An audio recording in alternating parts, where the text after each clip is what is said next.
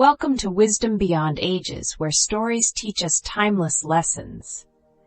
Henry, a 17-year-old, knew the sting of mockery from cruel classmates due to his size. Yet, amidst this, he found solace in his secret admiration for Sophia, the most beautiful girl at school.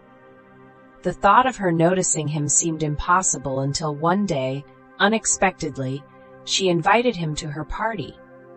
Overjoyed, Henry seized the opportunity to make an impression.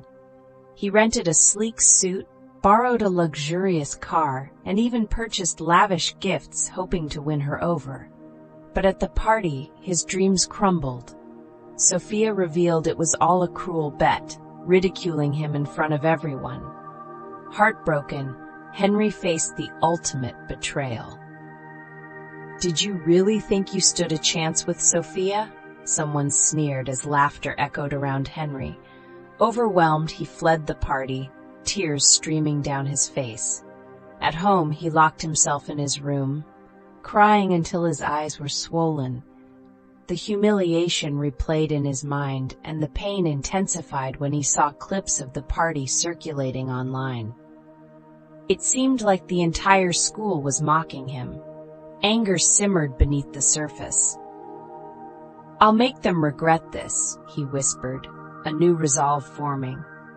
For 2 weeks, Henry avoided school, isolating himself and turning off his phone. Consumed with thoughts of revenge, he finally decided to return, wearing a mask to conceal his identity. Entering the classroom, laughter erupted again. Sophia's voice was the loudest. "Look, he's wearing a mask," one of her friends shouted. Henry kept his head down, fighting back tears.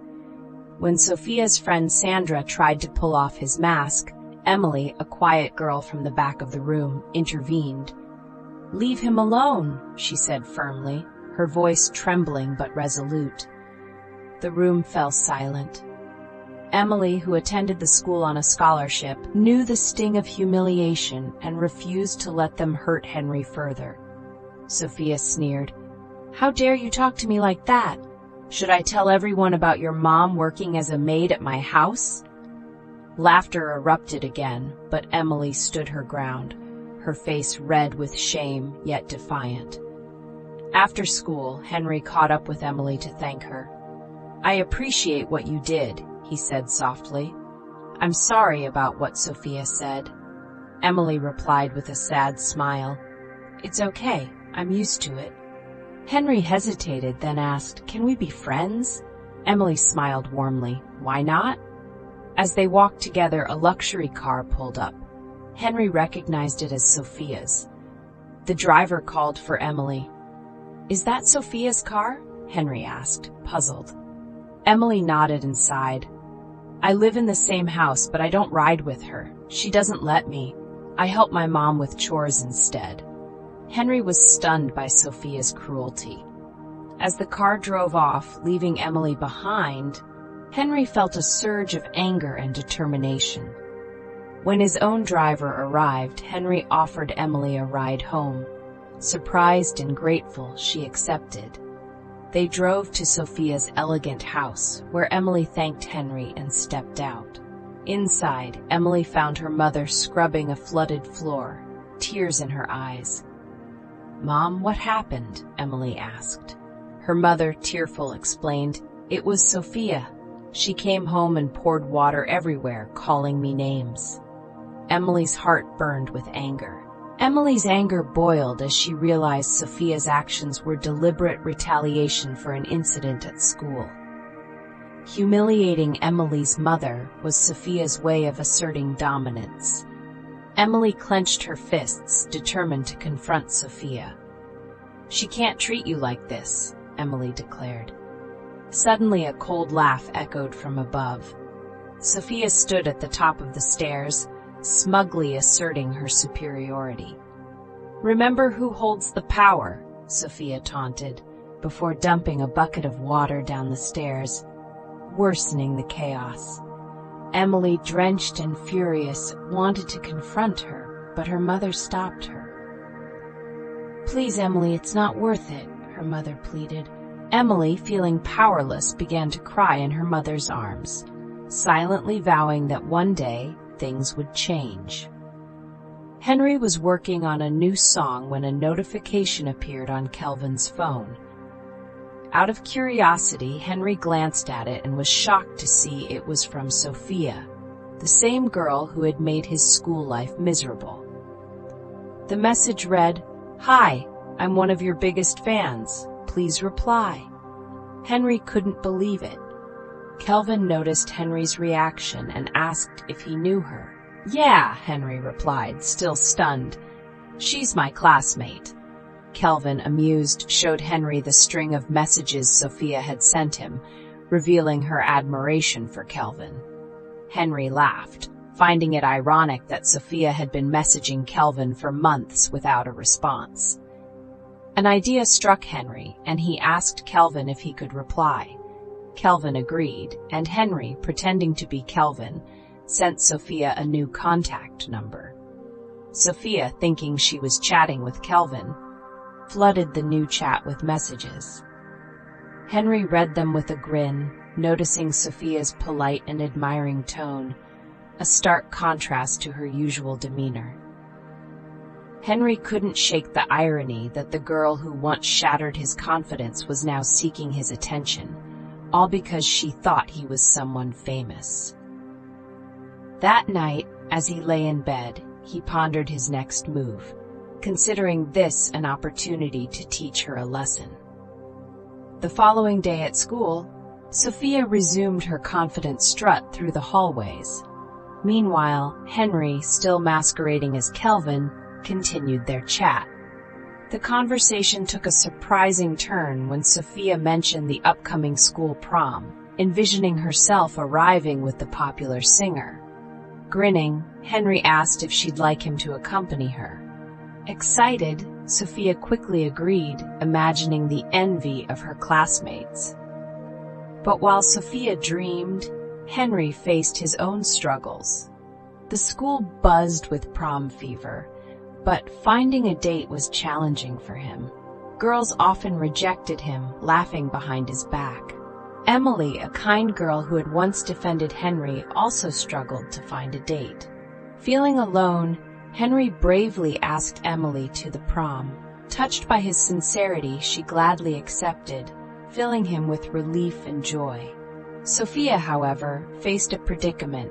She now had two potential prom dates. With prom just days away, Sophia made a bold move, breaking up with her boyfriend, telling him he wasn't on her level anymore.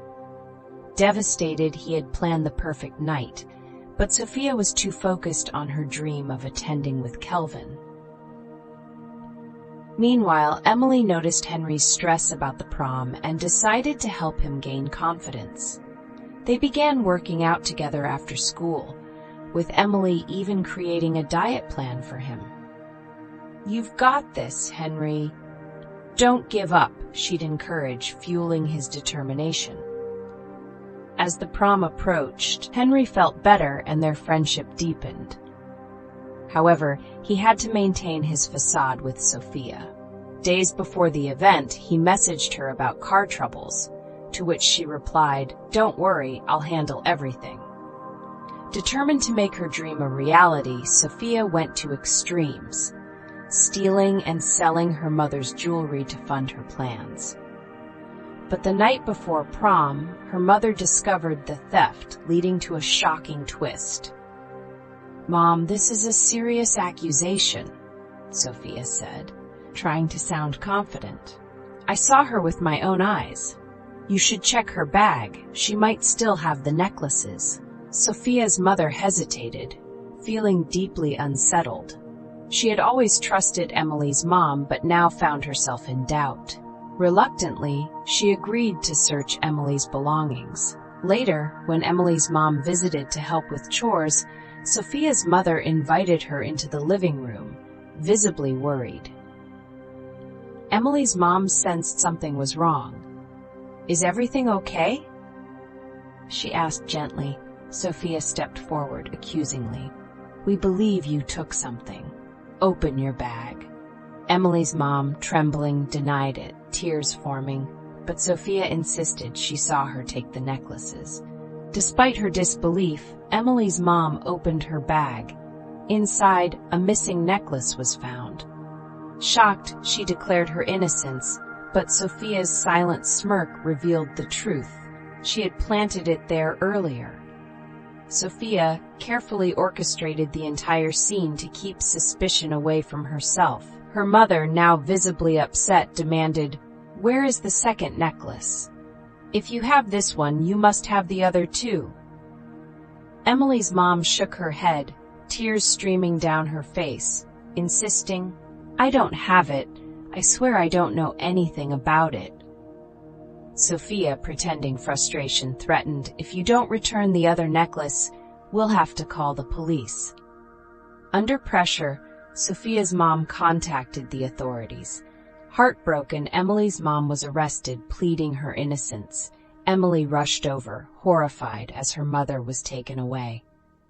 "Mom, I know you're innocent," Emily cried, but it was too late. The police car vanished, leaving Emily in tears. Meanwhile, Sophia watched triumphantly. Time passed, and the school prom arrived. Students arrived in their best attire. Sophia admired herself, feeling like the queen of the night. Her joy faded when Kelvin, her date, didn't answer her calls. Just as she was about to give up, a text appeared. "Meet me at the school." Relieved, Sophia grabbed her purse and headed to the car she rented with money from selling her mother's necklace. At the venue, she eagerly scanned the crowd. Another message arrived, "I'm here." Her heart raced as she stepped out to meet Kelvin. Sophia spotted him, but something seemed off. He wore a long coat and a mask that hid his face. "Why are you dressed like this?" she asked, puzzled. "It's a surprise," he replied in a low voice. "Let's go inside." As they entered the hall, whispers and curious stares followed them. Sophia led him onto the stage, basking in the attention. Someone shouted from the crowd, "Take off the mask!" She turned to him, smiling. "Go ahead," she whispered. When he removed the mask, the room erupted in shock. It wasn't Kelvin, but an older, disheveled man. Laughter filled the room, especially from her ex-boyfriend. Humiliated, Sophia ran off, tears streaming. Outside, she saw Emily and Henry, who looked stunning. Overwhelmed, she rushed to the parking lot, got into the rented car, and sped off. Distracted, she crashed into a tree, ruining the car. Returning home, she found herself locked out. A message from her father awaited. "We're done, Sophia. Go live with your grandmother." Her parents had uncovered the truth about the stolen necklace. She had lost everything: her family's trust, her reputation, and her dreams. Sitting under the stars, she realized the cost of her choices. Please subscribe for more engaging stories.